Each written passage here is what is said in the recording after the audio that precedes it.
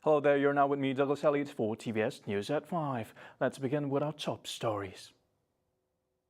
The search and rescue operation for a missing crew member of a tanker ship that capsized in Samalaju on Saturday entered its second day today, after rescuers failed to find new leads yesterday. The Banga 2 tanker carrying 4 crew members was reported to have sunk around 2 a.m. on Saturday due to heavy storm.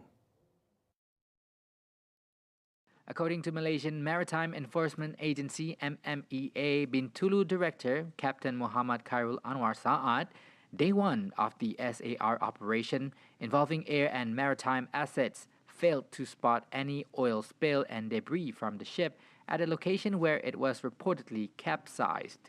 He said the multi-agency search on Sunday also included the Bomba Air Unit, which scans an area of 183.60 square nautical miles, and an MMEA vessel, KM Setia, which combs an area of 336.19 nautical miles. Khairul added that oil platforms near the search area have also been notified to be on alert. In a statement, 3 of the victims, which include 2 locals and 1 Indian national, managed to get on a life raft, while another crew member, identified as Indian national Himanshu Kumar, got separated from the others. The 3 surviving members were later rescued by a passing boat. Sabah's ongoing request and demand for their rights as enshrined in the 1963 Malaysia Agreement will not deter Sarawak's progress toward a similar motion. Datuk Sharifah Hasidah Said Aman Ghazali, who is the Deputy Minister in the Premier's Department for Law, MA63 and State Federal Relations, clarified that although Sabah is fighting for the same right, it has been done by the state government over the past several years. Memang Sarawak memang kita telah perjuangkan hak kita Sarawak dari dulu lagi ya. Dari tahun 2000 zaman Tok Nas sampai zaman Datuk Patinggi dan sekarang memang berterusan. Jadi apa dipolah oleh Sabah, saya rasa itu apa yang mereka nak buat, tapi dia tidak akan efek dan mengganggu apa yang kita telah laksanakan, dan kita memang fokus untuk terus memperjuangkan hak Sarawak lah, mengikut direction dan arahan daripada Yang Berhormat Premier kita, apa yang patut. Even so, there are still so much rights that has yet to be returned to both Sabah and Sarawak as per the MA63 agreement, and that discussions are underway. Banyak perkara, ada yang dah dapat, ada yang dalam proses perbincangan, ada yang positif, tapi semua masih dalam proses perbincangan. Jadi kita si dapat nak rush, kita fokus dan kita akan terus perjuangkan sampai kita dapatlah. Hasidah spoke with the press after launching the Kuching Cleanliness Month 2022 on Sunday, July 3rd. In regards to the program, Hasidah said the program should be held as an annual event in Kuching that engages with the community to keep Kuching's cleanliness in check. A family of 12 was left homeless after the single-story house at Jalan Pearl Park 3rd Mile went up in flames on Sunday. According to Sarawak Fire and Rescue Department Bomba spokesperson, the fire broke out at around 8:30 a.m. this morning. A team of firefighters from the Batu Lintang Fire Station was mobilized to the scene after receiving the distress call. The fire was brought under control at 9:05 a.m. and it was completely extinguished 2 hours later at 11:05 a.m. Fortunately, all 12 members of the household managed to escape unhurt in the incident. The cause of the fire and the total losses have yet to be determined.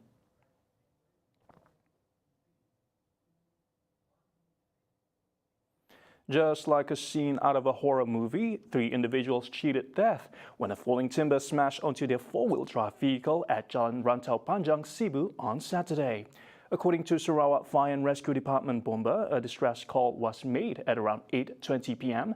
to inform them of the incident. It is learned that the lorry was making a turn when the timber log suddenly broke loose and smashed onto the vehicle, which was traveling behind it. Fortunately, all 3 individuals aged 32 to 52 years old survived, but they had to be extricated from the vehicle using a special tool. They were brought to Sibu Hospital for further action.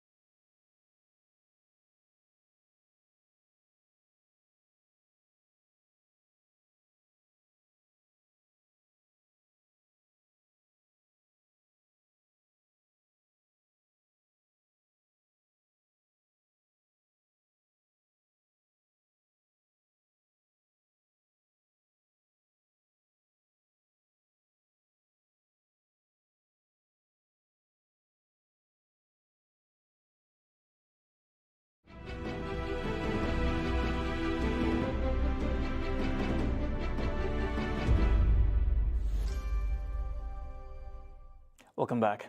The government will look into ways and means to address the rising prices of goods and will not let the people to suffer. Prime Minister Dato Sri Ismail Sabri Yaakob said that the 77.7 billion ringgit in subsidy is to ease the people's burden in light of the rising prices globally.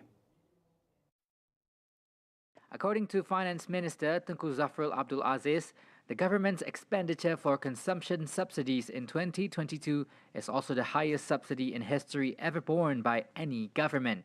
The projected consumption subsidies covered petrol, diesel, liquefied petroleum gas, which totaled 37.3 billion ringgit, cooking oil 4 billion ringgit, flour, and electricity to reduce the cost of living of the people, as well as subsidy bills equivalent to 9.7 billion ringgit. Ismail Sabri said the present government is a government that will provide assistance either in terms of material or support in nurturing the spirit of unity in finding common ground in diversity. Ismail Sabri also hit out at some parties for accusing the government of not doing anything and not taking any action on the issue of the rising cost of living. With Sweden and Finland being invited to officially join the North Atlantic Treaty Organization or NATO, making the move as the alliance's biggest European security shifts. Its Secretary General Jens Stoltenberg said that all 30 allies of NATO have agreed to formally treat Russia as the most significant and direct threat to their allies' security. Both Finland and Sweden have been keeping themselves on neutral grounds, not joining NATO since they were first invited for many years ago. With both Nordic countries on board, NATO moves forward with its plan to resolve the Ukraine-Russia conflict with a new strategy. So today, leaders have endorsed NATO's new strategic concept. And it is published as we speak. And this is the new strategic concept. The current one was agreed in 2010, and this is very different compared to what we agreed back then. It makes clear that Russia poses the most significant and direct threat to our security. In the current concept, we state that Russia is a strategic partner. In the current concept, we do not mention China with a single word. In this, allies states that China's coercive policies challenge our interests, security, and values.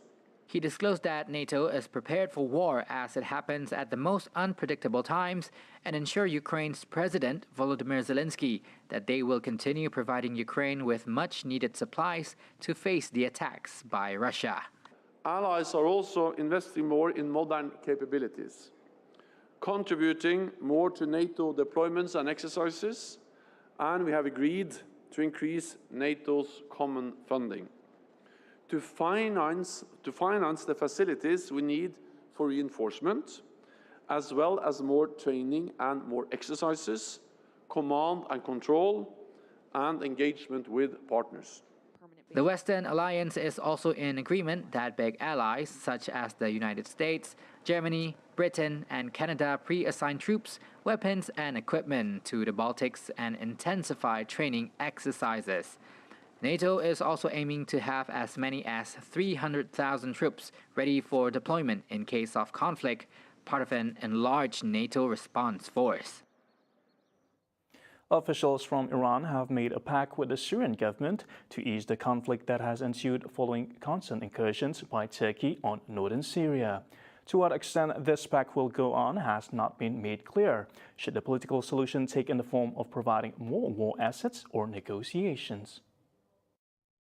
رو برای کمک به حل سیاسی مشکلی که اکنون بین ترکیه و سوریه وجود داره اعلام کردیم و همه مسایل جمله خودمون رو برای جلوگیری از وقوع عملیات نظامی و تمرکز بر راه حل سیاسی پی خواهیم گرفت. نحن لدينا ثقة بالجمهورية الإسلامية الإيرانية وليس بالآخرين. Ankara, the capital of Turkey, has vowed a new offensive on swathes of northern Syria to oust Kurdish-led fighters who are backed by the United States but have also coordinated with Damascus and its ally Russia. Turkey has conducted 3 incursions into northern Syria since 2016, which Damascus has described as violations of its sovereignty and territorial integrity. Syria's foreign minister has warned Turkey against invading again, saying it would consider the operation a war crime. Iran, on the other hand, has been a steadfast ally of Syria throughout the latter's 11-year conflict, offering military, political, and economic support. See the world closer with TVS as we bring you the latest news updates, both locally and internationally, just a click away by heading onto our website at www.tvstv.my or follow us on our social media. And that's all the time we have for TVS News at 5. Don't forget to watch Nightline Tonight with Muhammad Yusuf. I'm Dr. Khalid. Thank you for watching.